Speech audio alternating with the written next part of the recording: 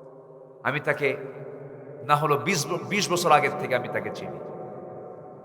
খুব অমায়িক মানুষ, ব্যবহার হাসি খুশি মানুষ, মজা করে কথা বলেন,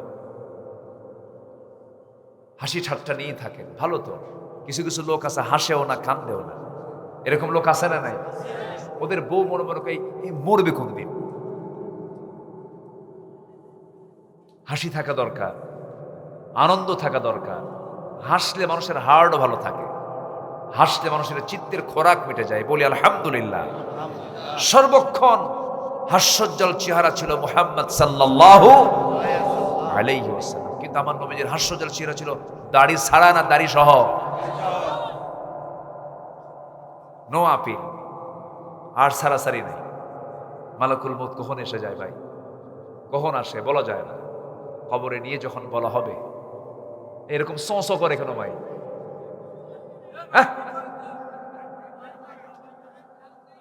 যখন বলা হবে মার রব্বুক ওমা দীনুক, তোমার রবকে, তোমার দিন কি, ওমান হাদার রাজুল, এই লোকটাকে, এই লোকটা মানে কি? দাড়ি ছাড়া না দাড়িওয়ালা? মুহাম্মদ সাল্লাল্লাহু। তখন ওই বান্দা বলবে আহারে, আমি তো রাসূলুল্লাহর এই সুন্নতকে লালন করেছি। রাসূল দাড়িওয়ালা, আমিও দাড়িওয়ালা, মিলে গেছে কিনা বলেন? মিলে গেছে। হ্যাঁ, ওহো,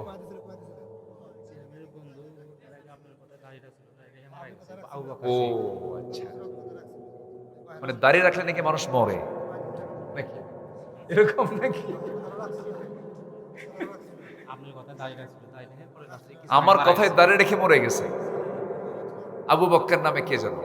আমারে বলছে হুজুর বক্কর তো মরে গেছে।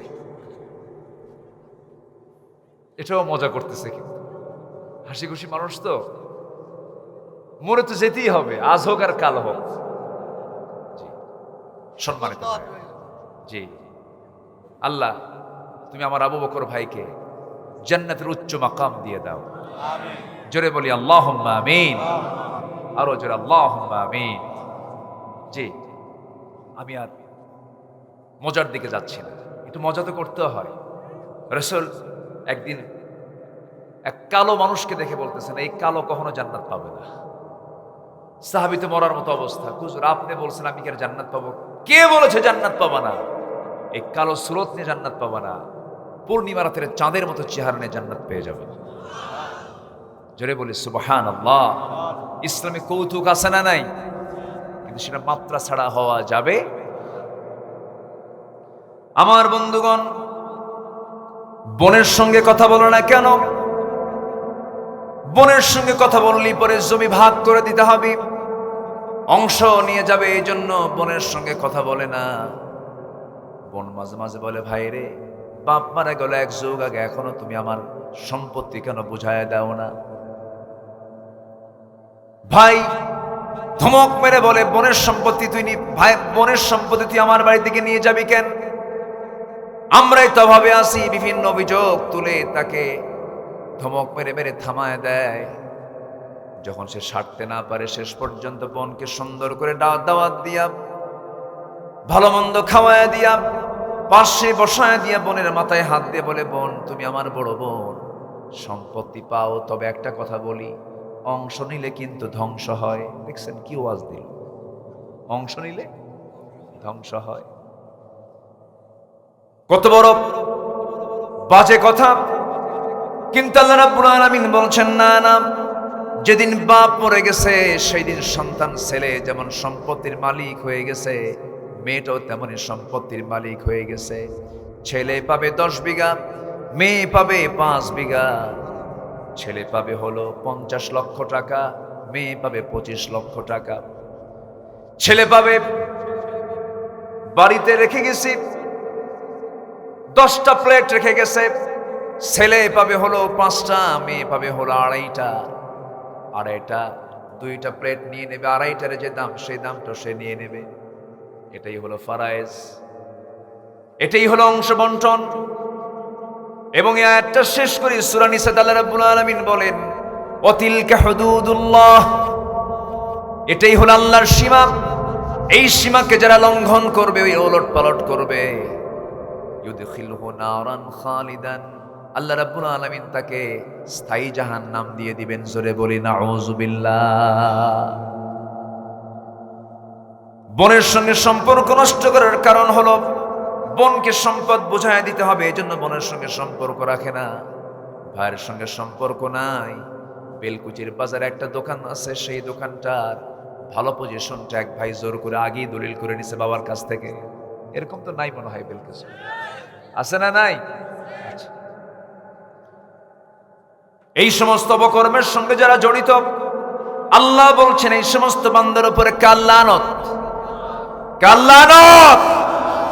তোমার বাবা যদি ভুল করে তোমাকে বেশিও দেয়, তুমি ভাই একজন, তুমি তার 3 ছেলের একজন, তুমি বেশি নিয়েছো, তোমার বাবা তোমাকে বেশি করে লিখে দিয়েছে, তোমার উচিত তোমার বাবাকে জাহান্নাম থেকে বাঁচানোর জন্য যতটুকু অংশ তোমার বাবা বেশি লিখে দিয়েছে, তার মৃত্যুর পরও বাকি অতিরিক্ত অংশ তোমার ভাইদের মাঝে বন্টন করে দেওয়া। কথা ক্লিয়ার? আস্তে কর। এই সমস্ত ওয়াজ শুনলে অনেকের পছন্দ হবে না। যে উঠবে ভাববো ওটা সমস্যা আছে। বসেন। এত সুন্দর মানুষ। বেলকুচি তো আমার পুরাতন জনপদ। রিয়াজ হাসি মারা গেছে না? রিয়াজউদ্দিন কোথাকার জন? বানিয়াপাড়া। হ্যাঁ জি। আহারে, কত লোক মারা গেল, কত মানুষ চলে যাচ্ছে। আমিও চলে যাব, আপনিও চলে যাবেন। কত ইয়াং ছেলে মারা যাচ্ছে, টকবকে চেহারা। কি আছে না নাই? এই দুনিয়ার মায়া এই দুনিয়ার মায়া মহব্বত তো আছে, এটা আল্লাহ দিয়েছেন। কিন্তু যত মায়া মহব্বত আছে, সকল মায়া মহব্বতের উপরে যে মায়াটাকে, যে মহব্বতকে প্রাধান্য দিতে হবে, সেটা হলো কার মহব্বত? কার ভালোবাসা? আল্লাহর ভালোবাসা। আল্লাহ আমাকে বেশি ভালোবাসেন না আমি আল্লাহকে বেশি ভালোবাসি? বলেন, ভালো করে চিন্তা করে রাখুন। আমাকে আল্লাহ বেশি ভালোবাসেন না আমি আল্লাহকে বেশি ভালোবাসি?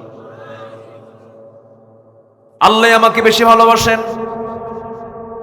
আল্লাহ আমাকে যে পরিমাণ ভালোবাসেন, আমি সেই পরিমাণ আল্লাহকে ভালোবাসতে পারিনি। কারণ তার প্রমাণ হলো আমি গুনাহ করি, আমি মিথ্যা কথা বলি, গীবতের কাজ করি, হারামের দিকে চলে যাই। এটাই হচ্ছে আল্লাহর প্রতি মহব্বত না থাকার লক্ষণ। কেউ পৃথিবীতে চিরস্থায়ী নয়, সবাই দুনিয়া থেকে বিদায় নিয়ে নেব। বাপ চলে গেছে, মাও চলে গেছে, দাদা চলে গেছে, দাদি চলে গেছে, নানা চলে গেছে, নানি চলে গেছে, আপন বড় ভাই চলে গেছে। ও যুবক, নতুন বিয়ে করেছে তুমি, এমনও জীবন, এমনও ঘটনা ঘটে গেছে বাংলার জমিনে। এমন বহু ঘটনা আছে, চোখের সামনে এমন ঘটনা আছে। তুমি বিয়ে করে নিয়েছো, হঠাৎ রোড অ্যাক্সিডেন্টে তোমার মৃত্যু হয়ে গেল। মৃত্যু হয়ে যাওয়ার পর তোমার স্ত্রী কানের সংবাদ চলে গেছে, তোমার স্বামী, তোমার ইন্তেকাল হয়ে গেছে, তার স্বামীর ইন্তেকাল হয়ে গেছে। বউটা পাগলের মতো হয়ে গেল, সেন্সলেস হয়ে গেল, কান্নাকাটিতে ছটফট করলো। সন্তান 1 বছর বয়স, এতিম হয়ে গেল। তুমি দুনিয়া থেকে বিদায় নিলে। বউটা বলল, জীবনে আর আমার স্বামী গ্রহণ করার ইচ্ছা আমার নাই, সন্তানটা আমার একমাত্র সম্বল। সন্তানকে নিয়ে বারবার কান্নাকাটি করে। কিন্তু এরকম করে 7টা দিন যখন চলে গেল, সেন্স ফেরত চলে আসলো। সেই বউটাকে তার বাপ মা নিয়ে চলে গেল তার নিজের বাড়িতে। 3 মাস, 4 মাস, 5 মাস, 6 মাস হয়ে গেল। ওই বাপ মা তোমার সেই বউটাকে অন্যত্র বিয়ে দিল। বিয়ে দেওয়ার পর অন্য স্বামীকে গ্রহণ করার পরের দিন সকালবেলা ওই বউটাই তার বাপকে ডাক দিয়ে, ফোন দিয়ে বলবে, আব্বা তোমাদের সিদ্ধান্তই ভালো ছিল, কারণ আগের স্বামীর চাইতে এই স্বামীটা আরো ভালো। এটাই হলো দুনিয়ার নিয়ম, এটাই হলো দুনিয়ার সিস্টেম। তুমি চলে যাবে, আরেকজন স্থান দখল করে ফেলবে। তোমার সম্পদ, আজকে তুমি মারা যাবে, তোমার সন্তানরা এগুলো নিয়ে মারামারি করবে, দখলদারিত্ব নিয়ে তারা ব্যস্ত হয়ে পড়বে। দিন শেষে দেখা গেল বউ আমার আপন নয়, সন্তান আমার আপন নয়, এই পৃথিবীর কোনো মানুষ আমার আপন নয়। একমাত্র, কেবলমাত্র, শুধুমাত্র যদি আপন থাকেন তিনি আমার কে? আসতে বলবেন না তিনি আমার কে? আল্লাহ তাআলা সকল চাহিদা পূরণ করার যোগ্যতা কার? আসতে বলবেন না কার? আল্লাহ তাআলার। এই জন্য সে আল্লাহর লানত নেওয়া যাবে না।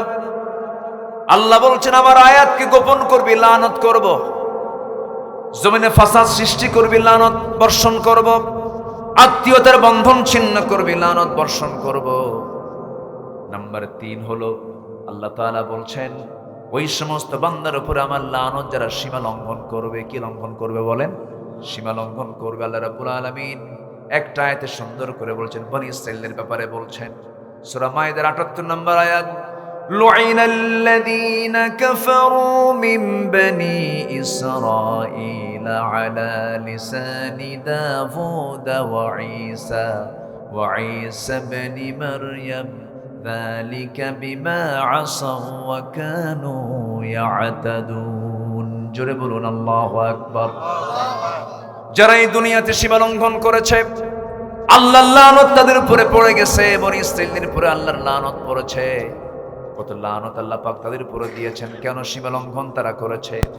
আমার বন্ধুগণ, নাম্বার 4 হলো আল্লাহ রাব্বুল আলামিন বলেছেন ওই সমস্ত বান্দার উপর আমার লানত যারা বিনা কারণে মুমিনদেরকে যারা হত্যা করবে, বিনা কারণে যারা মানুষকে হত্যা করবে। এমন লোক বুঝি বাংলার জমিনে নাই?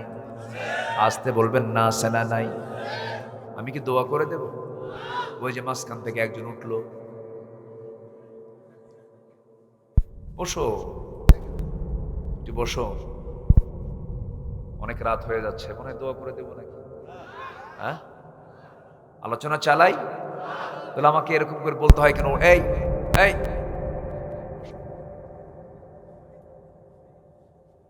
এখন তো কোনো শব্দ বলা যায় না, মুরব্বী বলা যায় না, সোনামণিও খাওয়া যায়,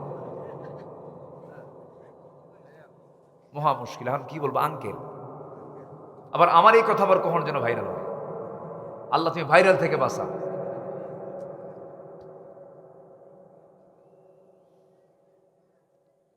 সেদিন মোশতাক ভাইয়ের সঙ্গে দেখা ঢাকায় একটা প্রোগ্রামে, বললাম ভাই কি যে একটা ভাইরাল করলেন আপনি। ভাই আমি তো এটা মনেই ছিল না আমার। এক মুরব্বী উঠতেছে, বললাম মুরব্বী ওহো ওহো কি ওহো এরকম হবে আমি জানি। বলে না যে বসেন, উনি এই নিয়তে বলেননি তো, কিন্তু জাতি আবার এটা নিয়ে লাগাই দিচ্ছে আরেকটার সাথে। তবে হ্যাঁ, এই মাহফিলের এই প্ল্যাটফর্ম কিন্তু হাসার জায়গা নয়। আসতে বলবেন না, জোরে বলুন ঠিক কিনা? এই প্ল্যাটফর্ম হলো কাঁদার জায়গা। কিসের জায়গা বলেন? কাঁদার জায়গা। বিগত এই 16 বছরও কিছু কিছু আলোচক বেফাস কথা বলেছে এই মঞ্চে দাঁড়িয়ে। এদেরকেও নিয়ন্ত্রণ করার দরকার আছে না নাই? একটা আছে জিকির করতে করতে পায়জামা থাকে না, ব্রাহ্মণবাড়িয়া তার বাড়ি। সম্মানিত ভাইয়েরা, অনেক বাজে বাজে কথা বলেছে আলেমদের বিরুদ্ধে। আমার বিরুদ্ধে সে মন্তব্য করেছে।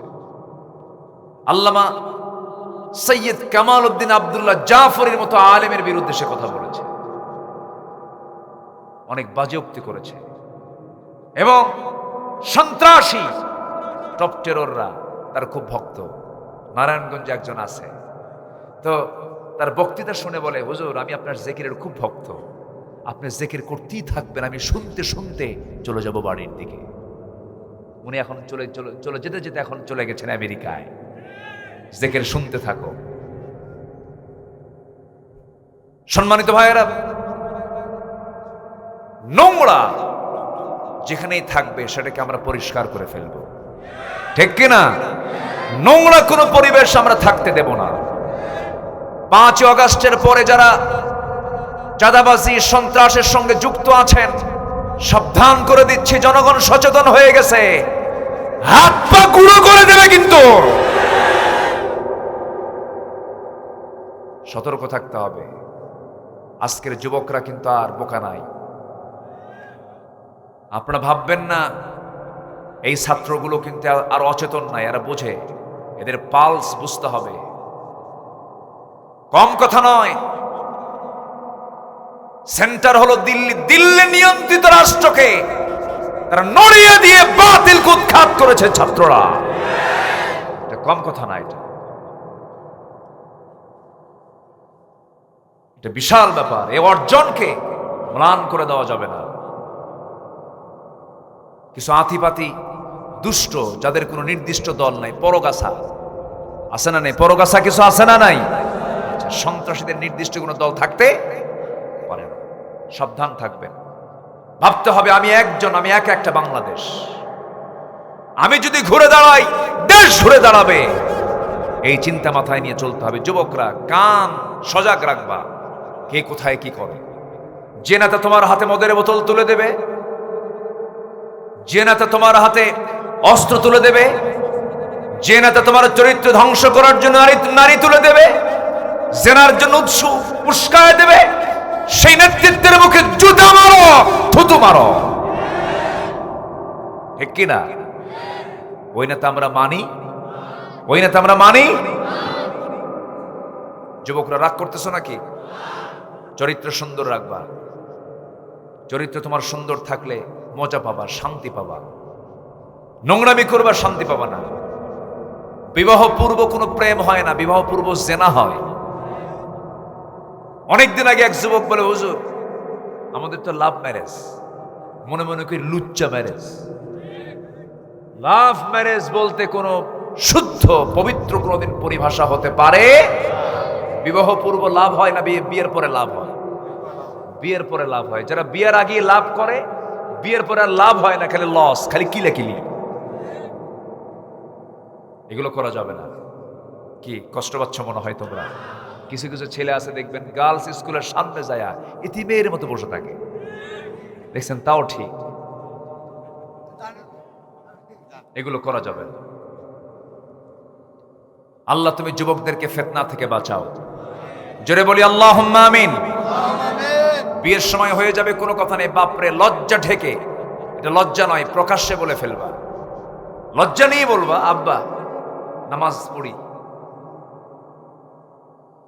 ওযু করে নামাজে যাই, পবিত্র থাকার চেষ্টা করি, বয়স হয়ে গেছে, যৌবন চলে আসছে, আব্বা বিয়ে করা, বলে ফেলবা। এরপরও যদি কোনো বাবার যদি হুঁশ না হয়, এটা বেহায়া বাপ। আছে তো কিছু বাপও আছে দুষ্ট। কিসের বিয়ারে তোর? এক পায়ে আগে দাঁড়া, ও কি দুই পায়ে দাঁড়ায় আছে না? ও তো এক পায়ে দাঁড়ায় নাই, ও তো দুই পায়ে দাঁড়ায় আছে। কিছু প্রবাসী আছে, আমি প্রবাসীদেরকে গালমন্দ করছি না, জান তারা দেশের জন্য অনেক কাজ করছেন, ভালো, কিন্তু বিয়ে করার সময় পান না কেন? অনেক শিক্ষিত ছেলে আছে, বিয়ে করতে করতে সময় লেগে যায়, কি করে খাওয়াবো বউকে? বউ তো হাতি। 50 বছরে বিয়ে করে। কত বছরে? তখন কি দাঁত শক্ত হয় না, দাঁত নড়বড়া হয়? 50 বছর বিয়ে করলো, 60 বছরে বাচ্চা হলো। সেই বাচ্চা নিয়ে যখন রাস্তায় হাঁটে, তখন ওই বাচ্চাকে লক্ষ্য করে সব লোকজন বলে, এই ছেলে এটা তোমার দাদা না নানা? বাপ হয়ে গেছে কি দাদা নানা। সময় মতো সবকিছু করতে হবে। সময় মতো বিয়ে করেছেন 25 বছর বয়সে মুহাম্মদ সাল্লাল্লাহু আলাইহি ওয়াসাল্লাম। মডেল দেখার জন্য কোথাও যেতে হবে না। মডেল আমাদের কয়জন? মুহাম্মদ সাল্লাল্লাহু আলাইহি ওয়াসাল্লাম। তাহলে যে নেতা তোমাকে চরিত্রহীন বানাবে, সে নেতার নেতৃত্ব মানা যাবে না। বিনা কারণে যারা হত্যা করবে, মুমিনদেরকে হত্যা করবে, এটা হচ্ছে আল্লাহর লানত। কার লানত? এটা আল্লাহর লানত পাওয়ার মতো অপরাধ। আল্লাহ রাব্বুল আলামিন বলেন, وَمَن يَقْتُلْ مُؤْمِنًا مُتَعَمِّدًا فَجَزَاؤُهُ جَهَنَّمُ خَالِدًا فِيهَا وَغَضِبَ اللَّهُ عَلَيْهِ وَلَعَنَهُ وَأَعَدَّ لَهُ عَذَابًا عَظِيمًا। জোরে বলুন আল্লাহু আকবার। ইচ্ছা করে যারা কোনো মানুষকে হত্যা করবে, আল্লাহর লানত তাদের উপরে পড়বে। আল্লাহ তাআলা এই আয়াতে বলেছেন, যে ব্যক্তি কোনো বান্দাকে ইচ্ছা করে হত্যা করবে, ফাকাতালান নাসা জামিআ, সে যেন গোটা পৃথিবীর মানুষকে হত্যা করলো। এক মানুষকে মারার জন্য, এক মানুষ মারা মানে গোটা পৃথিবীর মানুষকে মেরে ফেলা। এটা কার কথা? আসতে বলবেন না, কার কথা? আল্লাহর কথা। 5 আগস্ট পর্যন্ত যত মানুষ, যত ছাত্রদেরকে মেরেছে, লাশকে গুম করার জন্য পুরা ভ্যান সহ আগুনে পোড়ায় দিয়েছে। এই যে জুলুমগুলো চলেছে, অত্যাচারগুলো চলেছে, তাজা রক্ত, মাত্র কয়েক মাস হয়েছে, জীবনগুলো তারা দিয়ে দিয়েছে, হাসি মুখে তারা জীবনকে উৎসর্গ করে দিয়েছে। তাদের একটাই লক্ষ্য ছিল, জাতি জুলুম থেকে মুক্তি পেয়ে যাক। তারা বলেছিল 2021 সাল 2021 ভিশন, আবার এখান থেকে ঠেলে নিয়ে গেছে 2041 সাল। আল্লাহকে থাম 41 দেখায় দিচ্ছি। ফেরাউন পৃথিবীতে বেঁচে ছিল হলো 1600 বছর। কত বছর? আরে এরা ছিল 16 বছর। সংখ্যা যে মিলল কেমনে বুঝলাম না আমি। সংখ্যা মিলে গেছে। ওটা ছিল বিগ ফেরাউন, এটা হলো মিনি ফেরাউন। আয়না ঘর বানিয়েছিল। আমি নিজে আয়না ঘরে গিয়েছিলাম। আয়না ঘরের কয়েদি ব্যারিস্টার আরমানের সঙ্গে দেখা করেছি। এদেশের সেনাবাহিনীর ইতিহাসে সর্বোচ্চ নাম্বার পাওয়া একজন ভদ্র অফিসার ব্রিগেডিয়ার জেনারেল আব্দুল্লাহিল আমান আজমি, তার সঙ্গে কথা বলেছি। দীর্ঘ 8টা বছর তারা বলেছেন সূর্যের চেহারা কেমন আমরা দেখতে পাইনি। কত বছর? 8 বছর। এই জন্য দেশ স্বাধীন হয়েছিল নাকি? এই জন্য দেশ স্বাধীন হয়েছিল? কত প্রাণ তো হিসাবই নাই, কোন প্রাণের কোনো খোঁজই নাই, কিছু মানুষের কোনো খোঁজই নাই। কেন এরকম হবে?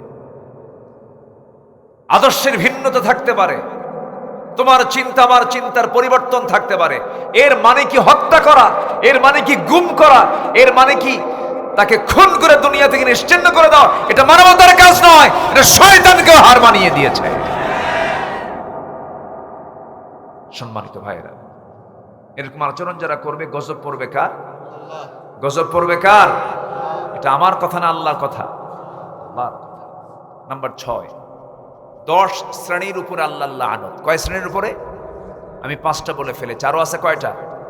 5টা। কষ্ট হচ্ছে কি আপনাদের? এই লানত প্রাপ্ত বান্দাগুলো যারা, এই বদগুণ থেকে, এই দুশ্চরিত্র থেকে আল্লাহ যদি আমাদেরকে দূরে রাখেন, আমরা আল্লাহর রহমত প্রাপ্ত বান্দা হয়ে যাব। জোরে বলি ইনশাআল্লাহ। আত্মীয়তার বন্ধন ছিন্ন করব, আস্তে আস্তে ছিন্ন করব, কারো প্রতি জুলুম করব, সীমা লঙ্ঘন করব। নাম্বার 6 হলো মুনাফিক এবং কাফিরদের উপর আল্লাহর লানত। আল্লাহ রাব্বুল আলামিন বলেন, وعد الله المنافقين والمنافقات والكفار نار جهنم خالدين فيها هي حسبهم ولعنهم الله ولهم عذاب মুকিম। জোরে বলুন আল্লাহু আকবার। আল্লাহ তাআলা নিজে ওয়াদা করেছেন। আল্লাহ ওয়াদা করলে কি সেই ওয়াদা ভঙ্গ হবে? আল্লাহ নিজে ওয়াদা করছেন, যারা মুনাফিক, যারা কাফির, এই সমস্ত বান্দার জন্য আমি আল্লাহ স্থায়ী জাহান্নাম বরাদ্দ করেছি। কখনো তারা সেই জাহান্নাম থেকে বের হতে পারবে না। সেই মুনাফিক বুঝি আমার দেশে নাই? আছে? বিলকুচিতে নাই। মুনাফিক কাকে বলে? মুনাফিকের পরিচয় কি? একটু পরিভাষা যদি আমরা শুনতে চাই, একটা হাদিসকে সামনে রেখে যদি বলি, মুনাফিককে চিনতে বেশি আমল লাগে না। যদি কারো মধ্যে যদি 4টা বদ আমল চলে আসে, সে হলো মুনাফিক। কয়টা বদ আমল বলেন? যখন সে কথা বলতে নেই, ইদা হাদাসা কাযাবা, যখন সে কথা বলে মিথ্যা বলে। ওয়া ইদা ওয়া'দা আখলাফা, যখন সে ওয়াদা করে ওয়াদা ভঙ্গ করে ফেলে। ওয়া ইদা তুবিনা খান, যখন আমানত রাখা হয় আমানতটা খেয়ানত করে। আর যখন কারোর সঙ্গে তর্ক বিতর্ক করে, খুব জঘন্য ভাষায় গালিগালাজ করে। যাদের মুখে গালিগালাজ থাকে, যাদের আমানতের খেয়ানত থাকে, যারা ওয়াদা ভঙ্গ করে, যারা কথায় কথায় মিথ্যা কথা বলে, এগুলো হচ্ছে মুনাফিকের লক্ষণ। এখন চিন্তা করে দেখুন, দূরে যাওয়া লাগবে না, নিজের জীবন কিনা যদি একটু চিন্তা করি, যেমন করে সাহাবে কেরাম চিন্তা করেছেন। হানজালা নামে একজন সাহাবী হঠাৎ করে বাড়ির ভিতর দিকে চিৎকার মেরে মেরে দূর মেরে মেরে চোখের পানি ফেলে ফেলে কেন্দে কেন্দে ঘর থেকে বের হয়ে বলছেন না ফাকা হানজালা, না ফাকা হানজালা। সঙ্গে সঙ্গে সাইয়েদনা আবু বকর বলছেন, আরে হানজালা কি হয়েছে তোমার, তুমি কান্দো কেন? তিনি বলছেন, হানজালা মুনাফিক হয়ে গেছে, হানজালা মুনাফিক হয়ে গেছে। কেন, কি জন্য বলছে তুমি? তুমি তো ভালো মানুষ। হানজালা বলছেন, নবীর সামনে যখন থাকি সেই সময় দুনিয়ার কথা মনে থাকে না, নবীর সামনে থেকে যখন আমার পরিবারের কাছে আসে, অন্য কোনো কাছে যাই, তখন দুনিয়ার কথা মনে হয়ে যায়, আমি মনে হয় মুনাফিক হয়ে গেছি। সাইয়েদনা আবু বকর বলছেন, ওরে হানজালা, তোমার চিন্তায় তো আমার চিন্তায় মিল হয়ে গেল, আমি বুঝি মুনাফিক হয়ে গেছি। এত বড় বড় সাহাবী এই দুইজন দূর মেরে নবীর কাছে চলে গেলেন, বললেন, ইয়া রাসূলুল্লাহ, মনে হয় মুনাফিক হয়ে গেছে আমরা। রাসূল বলছেন, না রে না, মুনাফিক হওয়া নাই, তবে এই যে তোমরা চিন্তা লালন করছো, এটা হলো সবচেয়ে তাকওয়ার পরিচয় বহন করে। ওই সমস্ত দামি সাহাবীদের যদি এমনটা মনে হয়, এই মুনাফিকের আলামত থেকে আমাদের বাঁচার দরকার আছে না নাই? আসতে বলবেন না, আছে না নাই? আমার বন্ধুগণ, আমার ভাইরা, মুনাফিকের আলামত থেকে বাঁচার চেষ্টা করতে হবে। সাইয়েদনা ওমর ফারুক রাদিয়াল্লাহু তাআলা আনহু, ইসলামের 2 নম্বর খলিফা, ডুকরে ডুকরে ডুকরে ডুকরে কাঁদতেন, চোখের পানি ফেলে ফেলে কাঁদতেন। একদিন সোজা চলে গেছেন এক সাহাবীর কাছে, যে সাহাবীর কাছে নবীজির একটা তালিকা ছিল। নবীজি তার কাছে মুনাফিকের তালিকা রেখে দিয়ে বলেছেন, হুযায়ফা, এই তালিকা তোমার কাছে থাকলো, এরাই হলো মুনাফিক। সেই তালিকা আর কারো কাছে ছিল না। সাইয়েদনা ওমর ফারুক মাঝে মাঝে সেই সাহাবীর কাছে এসে বলতেন, ও আমার ভাই, দেখো তো তোমার কাছে নবীর দেওয়া যে মুনাফিকের তালিকা আছে, সেই তালিকার মধ্যে ওমরের নামটা কয় নাম্বার আছে দেখো তো, আমার নামটা আছে নাকি? চিন্তা করে দেখেন, দুনিয়াতে বেহেশতের সংবাদ পাইছেন এমন সাহাবীরাও যদি এমন আশঙ্কা করেন, টেনশন সবার মধ্যে আছে না নাই? আল্লাহ, তুমি মুনাফিকের সমস্ত বদগুণ থেকে আমাদেরকে হেফাজত করো। জোরে বলি আল্লাহুম্মা আমিন। কারণ মুনাফিক যদি আল্লাহর দরবারে মুনাফিক চিহ্নিত হয়ে যায়, ওই বান্দা কখনো জান্নাতের গন্ধ পাবে না। কারণ মুনাফিকদের আল্লাহ পাক খুব ঘৃণা করেছেন। তিনি বলেছেন, ইন্নাল মুনাফিকিনা ফিদ দারকিল আসফালি মিনান নার ওয়ালা তাজিদ লাহুম নাসীরা। জোরে বলুন আল্লাহু আকবার। মুনাফিকরা জাহান্নামের সবার নিচে অবস্থান করবে, তাদের জন্য কোনো সাহায্যকারী থাকবে না। আমার বন্ধুগণ, আমার নবীর পেছনে নামাজ পড়তো মুনাফিক ছিল। কি করব, অনেক রাত হয়ে গেছে, ভার শেষ করব, শেষ করে দেব, একটু বসেন না।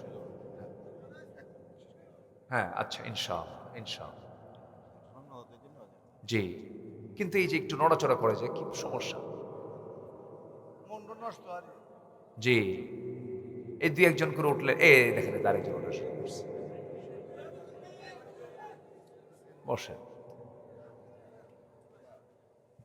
একটু জিকির করি লা ইলাহা, আরো জোরে লা ইলাহা, লা ইলাহা ইল্লাল্লাহ, লা ইলাহা ইল্লাল্লাহ, সুবহানাল্লাহ।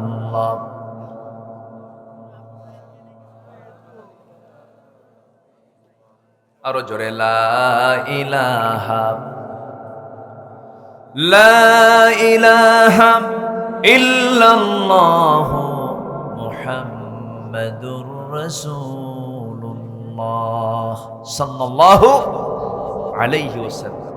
আমার নবীজিকে দেখতো, আমার নবীর সঙ্গে চলতো, আমার নবীর সঙ্গে খেত, আমার নবীর পেছনে ইক্তেদা করত, এমন মুনাফিকও ছিল কি ছিল না? নবীর পিছনে রাসূলকে দেখে যদি মুনাফিক থাকে, এই সমাজে মুনাফিক আছে না নাই? আচ্ছা, মুনাফিকদের কোনো দোয়া কবুল হয় না, অর্থাৎ মিথ্যুকের দোয়া কবুল হয় না, ওয়াদা ভঙ্গকারীর দোয়া কবুল হয় না, আমানতের খেয়ানতকারীর দোয়া কবুল হয় না। মুখ থেকে যারা বেফাঁস কথা বলবে, তাদের কথা আল্লাহর দরবারে মঞ্জুর হয় না। আমার বন্ধুগণ, একজন মুনাফিক নবীর পিছনে ইক্তেদা করত, তার মৃত্যু হয়ে গেল। নবীজির জীবদ্দশায় তার মৃত্যু হওয়ার সঙ্গে সঙ্গে তার সন্তান একজন ভালো সাহাবী ছিলেন। সেই সাহাবী দৌড় মেরে এসে রাসূলের কাছে বলছেন, ইয়া রাসূলুল্লাহ, আমি জানি আমার বাবা খুব জঘন্য মানুষ, আমার বাবা মুনাফিক ছিল, মুনাফিক হয়ে দুনিয়া থেকে বিদায় নিয়েছে, কিন্তু বাবা, আমার তো বাবা হন তিনি। ইয়া রাসূলুল্লাহ, আপনার কাছে একটু রহমত কামনা করি, আপনি আল্লাহর কাছে বলবেন আমার বাবা দুনিয়া থেকে বিদায় নিয়েছেন, দয়া করে আপনি আমার আব্বার জন্য আপনার গায়ের একটা চাদর আমি আপনার কাছে চাচ্ছি। আমার নবীজি মানা করলেন না, যদিও মুনাফিক, নবীজির হৃদয় ছিল আকাশের মতো উদার। নবীজি তার পরনের গায়ের একখানা জুব্বা হাতের মধ্যে দিয়ে বলছো, আমার সাহাবী আব্দুল্লাহ, যাও তোমার বাবার জন্য আমি দিলাম, তুমি যেহেতু আমার পছন্দের সাহাবী, যাও নিয়ে যাও। নিয়ে গেলেন। মনে মনে ভাবলেন, আমার বাবা মুনাফিক, দেখি আব্বার গায়ে যদি এই জুব্বাও পড়ায় দেই আল্লাহ মাফও করতে পারেন। গোসল করানো হলো, কাফনের কাপড় পরানো হলো, জানাজার সময় হয়ে গেছে। ওই সাহাবী করলেন কি, নবীর কাছে গিয়ে বলছেন, ইয়া রাসূলুল্লাহ, ইয়া হাবিবাল্লাহ, আমার বাবার জানাজার সময় হয়ে গেছে, আমি আপনার কাছে প্রস্তাব নিয়ে এসেছি, যদি দয়া করে আমার বাবার জানাজাটা আপনি পড়ায়া দিতেন। আমার নবীজি বলছেন, সাহাবী রে, তুমি তোমার পছন্দের সাহাবী, যেহেতু বলছো যাও, আমি জানাজায় হাজির হয়ে যাব। বলেন তো, আমার নবীর আগে কেউ নামাজ পড়াতে পারবে নাকি? পারবে না। জানাজার প্রান্তে হাজির হয়ে গেলেন, সামনে দাঁড়ালেন, পিছন থেকে ওমর ফারুক রাদিয়াল্লাহু তাআলা নবীজির পিছন থেকে জুব্বাটা বারবার টানতেছেন আর বলতেছেন, হুজুর, মুনাফিকের জানাজা কেমন করে পড়াবেন আপনি? রাসূল বলছেন, ওমর রে, আমাকে বাধা দিও না, আমাকে নামাজটা পড়তে দাও। নবীজি জানাজা সম্পূর্ণ করলেন। সম্পূর্ণ হওয়ার সঙ্গে সঙ্গে আয়াত নাযিল হয়ে গেছে। রাসূলকে বলা হচ্ছে, ইন তাস্তাগফির লাহুম আও লা তাস্তাগফির লাহুম, ইন তাস্তাগফির লাহুম ৭০ মাররাতান ফালাই ইয়াগফিরাল্লাহু লাহুম। হে রাসূল, আপনি যদি ওই মুনাফিকের জন্য যদি ১০০০ দোয়া করেন, সেই দোয়া কবুল হবে না, কারণ সে হলো মুনাফিক। মুনাফিকের পক্ষে যদি বিশ্বনবীও দোয়া করেন, সেই দোয়া যদি কবুল না হয়, সেই মুনাফিকের আচরণ থেকে আল্লাহ তাআলা আমাদের হেফাজত করুন। জোরে বলি আল্লাহুম্মা আমিন। আমার বন্ধুগণ, ১০ শ্রেণীর উপরে আল্লাহর লানত, এর মধ্যে ৬টা শ্রেণী বলে ফেলেছি, আর মোটামুটি 4টা শ্রেণী আছে, যে সমস্ত শ্রেণীগুলো জাহান্নামের অতল গহ্বরে অবস্থান করবে। আল্লাহ রাব্বুল আলামিন বলেন, যারা কুফরি করবে, কাফের অবস্থায় যারা দুনিয়া থেকে বিদায় নেবে, আল্লাহ রাব্বুল আলামিন বলছেন তারা চিরস্থায়ী জাহান্নামী, তারা কখনো জান্নাতের গন্ধ পাবে না, আমার লানত তাদের উপরে নাযিল হয়ে যাবে। ইন্নাল্লাযীনা কাফারু ওয়া মাতু ওয়া হুম কুফফার উলাইকা আলাইহিম লা'নাতুল্লাহ ওয়াল মালাইকাতি ওয়ান নাসি আজমাইন। জোরে বলুন আল্লাহু আকবার। যারা কাফের অবস্থায় দুনিয়া থেকে বিদায় নেবে, কুফরি করে দুনিয়া থেকে বিদায় নেবে, আল্লাহর বাসায় তারা কখনো জান্নাতের গন্ধ পাবে না, এবং এরা আল্লাহর লানতের মধ্যে পড়ে যাবে। আল্লাহর লানত থেকে বাঁচার জন্য কুফরি হালতের কোনো কাজ করা যাবে না, কাফের অবস্থায় মৃত্যুবরণ হওয়া যাবে না। কাফের কিন্তু কোনো সম্প্রদায়ের নাম নয়, অনেক মুসলিম নামদারি কাফেরও আছে না নাই? আসতে বলবেন না, আছে না নাই? আল্লাহর যারা আইনকে বিশ্বাস করে না, তারা কি বলে? যারা আল্লাহর আইন দিয়ে বিচার কার্য না ফায়সালা করে, দুনিয়ার আইন দিয়ে বিচার কার্য ফায়সালা করে এবং এটাকে বিশ্বাস করে, তারা কি? কাফের। নম্বর ৮ হলো, আল্লাহ এবং রাসূলের সঙ্গে যারা শত্রুতা পোষণ করবে। ইন্নাল্লাযীনা ইউযুনাল্লাহা ওয়া রাসূলাহু লা'আনাহুমুল্লাহু ফিদ দুনিয়া ওয়াল আখিরাহ ওয়া আ'আদ্দা লাহুম আযাবান মুহিনা। জোরে বলুন আল্লাহু আকবার। আল্লাহ এবং রাসূলকে যারা কষ্ট দেবে, আল্লাহর লানত তাদের উপরে।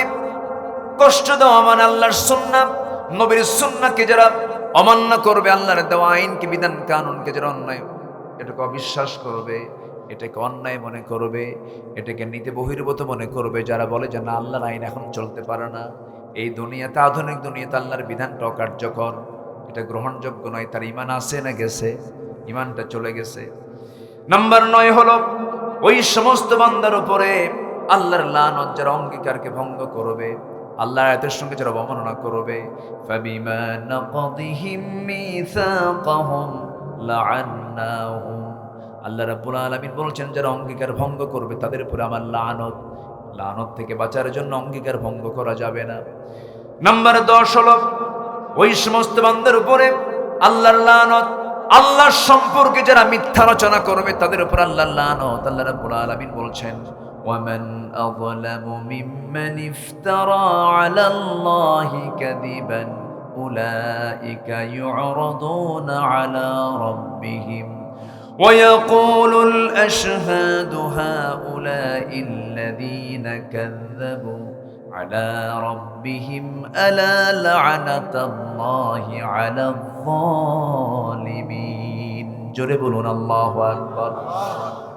আল্লাহর সম্পর্কে যারা মিথ্যা রচনা করবে তাদের জন্য আল্লাহ রাব্বুল আলামিন বলেছেন আমার লানত তাদের উপরে বর্ষণ হবে। এই সমস্ত অপরাধ থেকে আল্লাহ পাক আমাদেরকে বাঁচার তৌফিক দান করুন।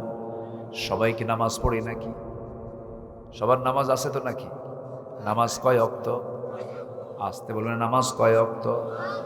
আজকে এশার নামাজ সবার হয়েছে নাকি? আওয়াজ কম হয়ে গেছে। সবাই কি ফজর পড়বেন নাকি?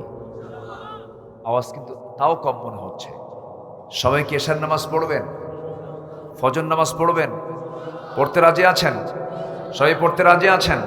5 ওয়াক্ত নামাজ পড়তে রাজি আছেন কারা কারা? একটু হাত তুলে দেখা।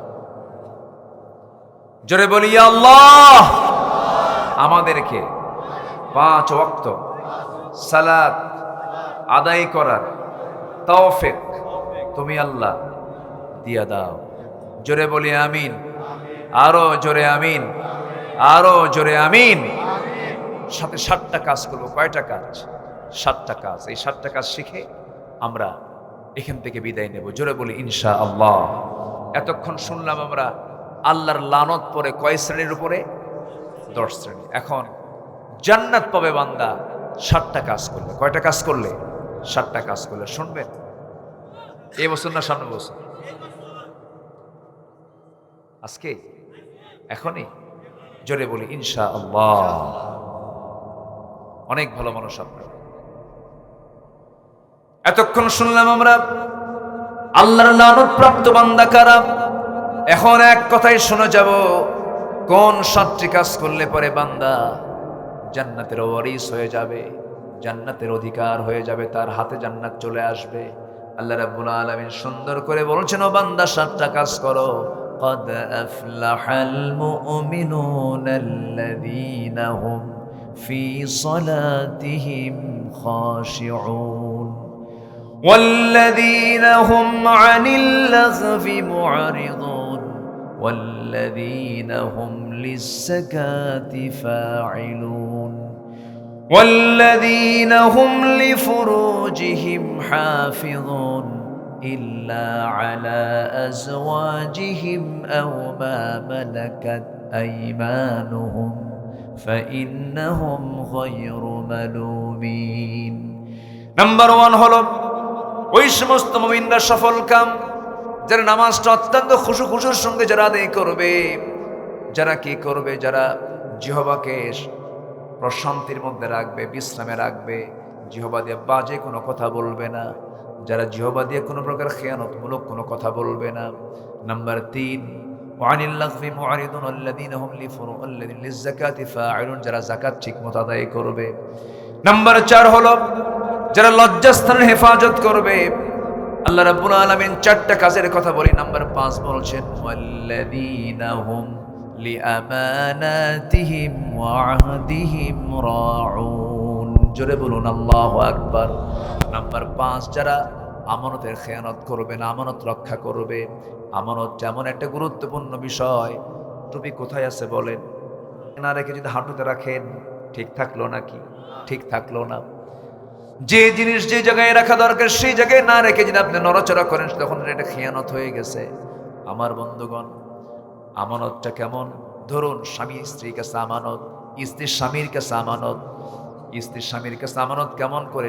স্ত্রীর সকল সৌন্দর্য দেখার জন্য একমাত্র হক কার? বলেন কার? কিন্তু মেয়েরা সাজে স্বামীর সামনে না মার্কেটে যেতে। ও এলাকায় তো আছে এগুলো, বাজার কর। বোরকা পরেন, সমস্যা নেই, বোরকা পরবেন, আপনার সৌন্দর্যের যে দিকগুলো এটা আড়াল করবেন। এখন বোরকা পরে বোরকাটারও সাইজ নেই,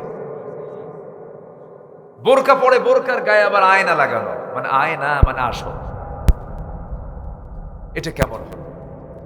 বোরকা হবে টাইট না ঢিলা, মিক্স কালার না এক কালার, সাদা না কালো, এরকম জাতীয় বোরকা পড়তে হবে। এমন বোরকা পরে যে বোরকায় তার সৌন্দর্য আরো ডাবল হয়ে যায় না। বোরকা হলো সৌন্দর্যকে হাইড করার জন্য, আড়াল করার জন্য। সম্মানিত ভাইয়েরা, সবার বাড়িতে মা বোন আছে না নাই? আছে। আমার মা, স্বামীর কোনো খেয়ানত আপনার করা যাবে না। স্বামী হচ্ছে আপনার আমানত, আপনার সৌন্দর্যের সম্পূর্ণ স্বামীর জন্য বরাদ্দ হতে হবে। যে মহিলা স্বামীর কাছে না সাজে অন্যের কাছে সাজে, সে কি ভালো? সে কি রক্ষা করলো না খেয়ানত করলো? খেয়ানত করলো। আবার কিছু পুরুষও আছে, সুন্দরী যদি বউ হয়, সে বউটাকে পরপুরুষকে দেখাতে খুব মজা পায়। এরকম পুরুষ বেলকুচি আছে কিনা জানি না।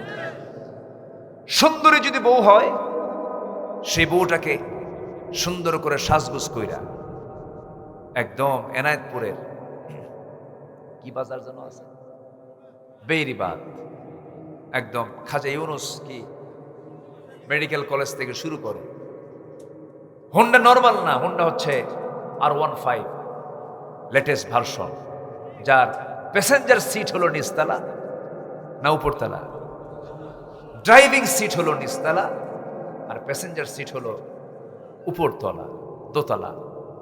প্যাসেঞ্জার সিটে বউকে বসায় দেয়, ড্রাইভিং সিটে স্বামী বসে, স্বামী থাকে নিচতলা, বউকে দোতলায় উঠায় দেয় যেন জাতির দেখতে যেন অসুবিধা না হয়। বাস উঠায় দিল। Belkuchi to Saidabad, Saidabad to road to Sirajganj, আবার কড্ডার মধ্যে ভিতর দিয়ে ঢুকে মুকুন্দগাতির মোড়ে আসলো, সন্ধ্যা হয়ে গেল। এমন হুন্ডা যার দোতলায় হলো তার বউ বসে থাকে, আবার যেদিক দিয়ে ধোঁয়া বের হয় তার নাম কি? ওটা রাখে না, কারণ ওটা রাখলে পরে আওয়াজ কম হয়, ওটা আউট করলে এমন সাউন্ড হয়, দেখতে বাধ্য, জাতি দেখতে বাধ্য। জাতিকে দেখায়া সন্ধ্যা রাত দিয়ে যমুনার তীরে গিয়ে বউটাকে সুন্দর করে সাজগোজ কইরা, লাল লিপস্টিক, লাল বোরকা, লাল লিপস্টিক, লাল শাড়ি, চুলটা ছেড়ে দিয়া অর্ধলগ্ন দেহ ডিসপ্লে করে 16 প্রো কি ম্যাক্স, হ্যাঁ এই তো আইফোন ম্যাক্স, কি নাম আল্লাহ জানে, ছবি একখান তুলে বউয়ের ছবিটাকে ফেসবুকে পোস্ট করে ক্যাপশন লিখলো, আর্টিকেল লিখলো, আসুন আমার বউটাকে সবাই জামাতের সাথে দেখি। যেরকম নাউজুবিল্লাহ। বউ কি জাতীয় সম্পদ? আসতে বলে বউ কি জাতীয় সম্পদ? প্রাইভেট, হ্যাঁ, এটাকে প্রাইভেটলি রাখবে। সম্মানিত ভাইয়েরা, যদি এমন কেউ করে, এটা আমানতের কি হয়ে গেল? খেয়ানত হয়ে গেল। আবার কিছু কিছু যুবক আছে, নিজের বইয়ের দিকে তার কোনো নজরই নেই, খেলে পরের বইয়ের দিকে নজর। এরকম আছে কিনা বলেন? নোংরামি, দুষ্টামি, এগুলো করা জায়েজ না, এগুলো খেয়ানত, স্পষ্ট হারাম। এবং এটার শাস্তি হলো সবচেয়ে ভয়ঙ্কর শাস্তি। জেনাকারের শাস্তি হলো তাকে পাথর মেরে শেষ করে দাও। কার বিধান? আল্লাহর বিধান। আমার বন্ধুগণ, নামাজ দিয়ে শুরু, নামাজ দিয়ে শেষ। নাম্বার 1, নামাজটাকে যারা কন্টিনিউ করবে, যত্নবান হবে, এরপরে জিহ্বাকে কন্ট্রোল যারা করবে, আল্লাহ রাব্বুল আলামিন নাম্বার 3 বলছেন যারা যাকাতটা দেবে। নাম্বার 4 হলো লজ্জাস্থানকে যারা হেফাজত করবে। নাম্বার 5 যারা আমানতের খেয়ানত না করবে এবং যারা ওয়াদা ঠিক রাখবে। আমার বন্ধুগণ, 71 থেকে শুরু করে নিয়ে আজকে 2024 সাল 5 অগাস্টের আগ পর্যন্ত যত সরকার ক্ষমতায় ছিল, সব তো ওয়াদার দিক দিয়ে রক্ষাকারী ছিল। রক্ষাকারী ছিল, ওয়াদা রক্ষা করেছে না ভঙ্গ করেছে? তাহলে এখন এটা চিন্তা করা দরকার, যারা ওয়াদা ভঙ্গ করবে তাদের হাতে দেশ নিরাপদ না বিপদ? নিরাপদ না বিপদ? আমার বন্ধুগণ, নাম্বার 7 হলো যারা নামাজের ব্যাপারে যারা যত্নশীল হবে। প্রথমে বলা হলো নামাজ যারা খুশুর সঙ্গে যারা আদায় করবে, সর্বশেষ হলো যারা নামাজের ব্যাপারে যত্নশীল হবে।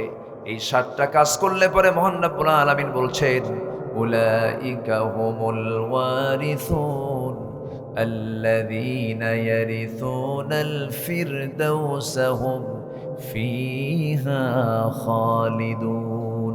জোরে বলুন আল্লাহু আকবার। এই আচরণগুলো যারা করবে, এই 7টা গুণ যাদের মধ্যে থাকবে, এরা হবে জান্নাতুল ফিরদাউসের ওয়ারিস। আল্লাহ তাআলা প্রত্যেককে এই 7টা গুণে গুণান্বিত হওয়ার তৌফিক দান করুন। জোরে বলি আল্লাহুম্মা আমিন, আরো জোরে আল্লাহুম্মা আমিন। আমার বন্ধুগণ, দুনিয়া ছেড়ে সবাই চলে যাব। নামাজবিহীন চলে গেলে পরে, নামাজ ছাড়া চলে গেলে বিপদ না নিরাপদ? বিপদ হয়ে যাবে। এই পৃথিবীর সেরা মানুষ জনাবে মুহাম্মদ রাসূলুল্লাহ সাল্লাল্লাহু আলাইহি সাল্লাম সারা জীবন তার এক ওয়াক্ত নামাজ কাজা হয়েছে এমন কোনো কেউ হাদিস দেখাতে পারবেন না। নবীজির ইন্তেকাল যখন হবে, মুমূর্ষ অবস্থা যখন মারা যাবেন, একবার হুঁশ একবারে বেহুশ। নবীজির ইন্তেকালের সময় আমার নবীজিকে জীবদ্দশায় বিষ প্রয়োগ করা হয়েছিল খাবারের মধ্যে। মৃত্যুর পূর্বে সেই সময় বিষক্রিয়া দেখা দিয়েছিল।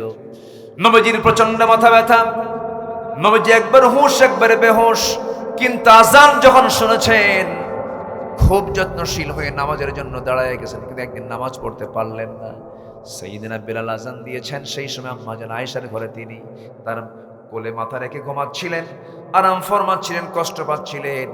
এমন সময় যখন বেলাল আজান দিয়ে ফেলল, নবীজি শক্তি সঞ্চয় করে বসে পড়লেন।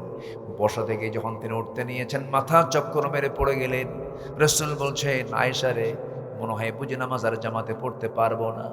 তোমার আব্বাকে ডাক দাও, তোমার আব্বাকে ডাক দিয়ে বলো আমার মুসল্লায় যেন দাঁড়ায় আমার দায়িত্বটা পালন করে। মানে আমি দুনিয়া থেকে বিদায় হলে পরে আমার যে না মুসল্লায় নামাজ পড়াবে সেই হবে পরবর্তী খলিফা। যেরকম সুবহানাল্লাহ। রাসূল খলিফা রাষ্ট্রপতি নিযুক্ত করেছেন নামাজে না বাইরে? বলেন কোথায় কোথায় কোথায়? নামাজে। কিন্তু আজকে জাতীয় মসজিদে যারা নামাজ পড়াবেন, তারা তো নামাজ না পড়েন। বাইতুল মুকাররমের খতিব কি বেতনভুক্ত কিনা বলেন? বেতনভুক্ত খতিব তো বাইতুল মুকাররমের হওয়ার কথা নয়। আমরা দেখতে চাই বাংলার জমিনে যিনি বঙ্গভবনের বাসিন্দা হবেন, সেই লোকটাই বাইতুল মুকাররমের খতিব হবেন। আসতে কোন কেন? আসতে কোন কেন? যেদিন বাংলার জমিনে 55,000 বর্গ মাইল এই সোনার বাংলায় যেদিন দেখতে পাবো প্রত্যেকটি জেলার সেন্ট্রাল মসজিদের খতিব হবে এসপি অথবা ডিসি, যেদিন দেখতে পাবো বাইতুল মুকাররমের খতিব হবে দেশের একজন রাষ্ট্রপ্রধান, সেই দিন আশা করা যেতে পারে দেশটা হবে শান্তিময়, দেশটা হবে শান্তিময়। ঠিক কিনা? আমার নবীজি বলছেন, আয়েশা তোমার আব্বাকে আমার মুসল্লায় দাঁড়াতে বলো। যে সংবাদ জানালেন, আমার নবীর মুসল্লায় যখন ইমাম চেঞ্জ হয়ে সাইয়্যিদিনা আবু বকর সিদ্দিক রাদিয়াল্লাহু আনহু যখন নামাজে দাঁড়ায় গেছেন, সাহাবীদের মধ্যে কান্নার রোল পড়ে গেছে। চোখের পানি ফেলে ফেলে কান্দেন। নামাজ শুরু হয়ে গেছে। নামাজের মধ্যে যখন সাহাবীদের কান্না যখন শুরু হয়ে গেছে, রাসূল বলছেন, আয়েশা রে, আমাকে একটু নিয়ে যাও তো, জানালার কাছে নিয়ে যাও, আমি আমার সাহাবীদের নামাজের দৃশ্যটা দেখব।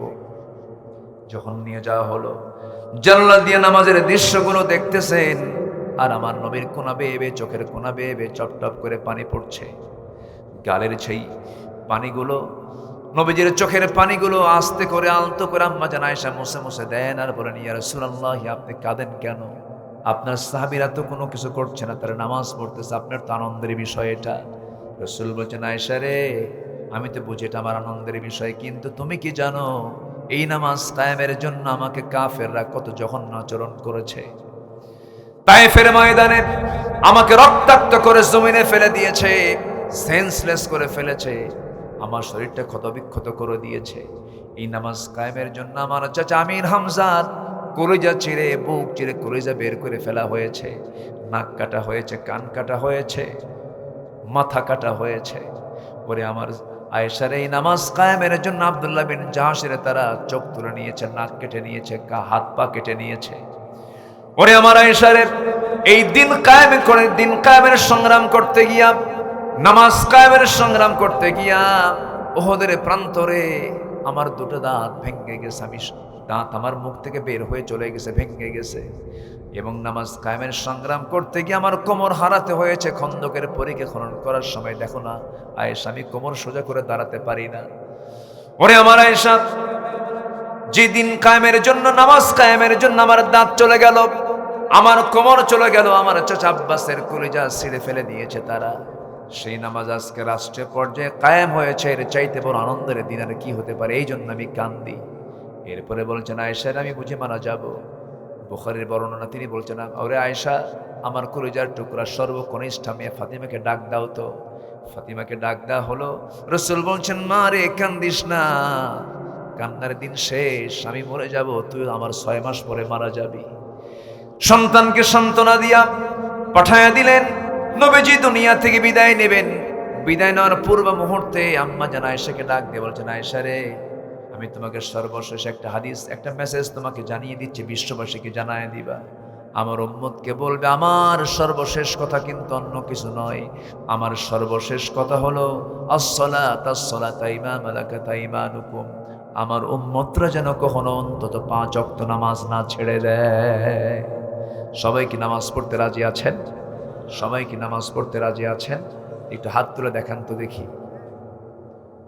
আল্লাহ তুমি কবুল করো, আল্লাহ তুমি কবুল করো, আল্লাহ তুমি কবুল করো। হাত নামান। কষ্ট পাচ্ছেন আপনারা? কেমনে যে সময়গুলো চলে যাচ্ছে কিছু টের পেলাম না। আরো বলবো? ফজর পর্যন্ত? জি, একটু বসেন। এই মাটি অনেক আমার পুরাতন মাটি। কে বলেছে ক্ষুদ্র? এটা তো অনেক বড় বড় মাটি। আর তাই না? কি নাম এটার? গ্রামের নাম কি? কই, ক্ষুদ্র না তো না, এটা বড়, এটা ছোট পেটো নাকি? বড়ই। জি, ক্ষুদ্র নাই, এটা বড় হয়ে গেছে। বলি আলহামদুলিল্লাহ। এটা কি ঈদগাহ মাঠ না? আল্লাহ তুমি কবুল করো। এই ঈদগাহ মাঠে এক মহিলা আসছিল আমার মাহফিলের সময়, মনে আছে? হ্যাঁ, কোন মহিলা যেন আসছিল অতিথি হয়ে। হ্যাঁ, মাহফিলে। আচ্ছা, মসজিদে যদি নামাজ পড়াতে যায় কোনো মহিলা, ভালো হবে? মেয়েদের নামাজের জায়গা মেয়েদের জন্য একসাথে না পৃথক? বলেন একসাথে না পৃথক? পৃথক।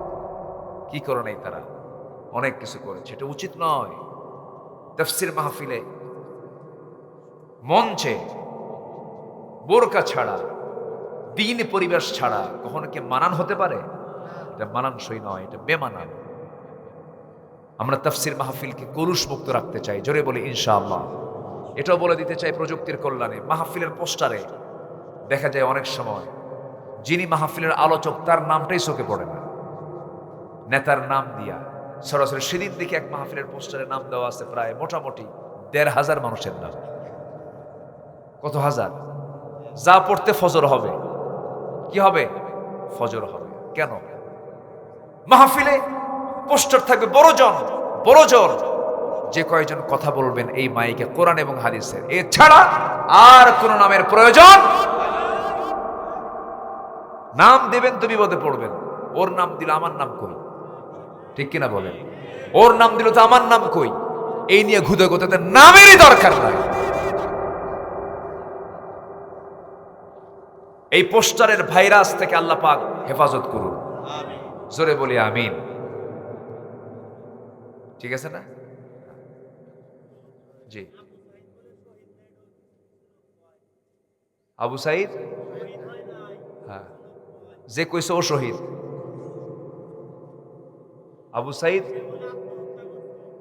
আবু সাইদ শহীদ হয়নি, যে কইছে ও কি? ও গাজী। সম্মানিত ভাইয়েরা, যদি কেউ আগুনে পড়ে মারা যায় শহীদ, যদি কেউ বন্যার পানিতে পড়ে মারা যায় সে শহীদ। যদি কি থাকে? জোরে কোন? যদি কি থাকে? ঈমান থাকে। যদি কেউ সাপের কামড়ে মারা যায়, সে শহীদ। কি থাকে? যদি কারো মৃত্যু জুমাবারে হয়, শুক্রবারে হয়, তাহলে সে কি? যদি কি থাকে?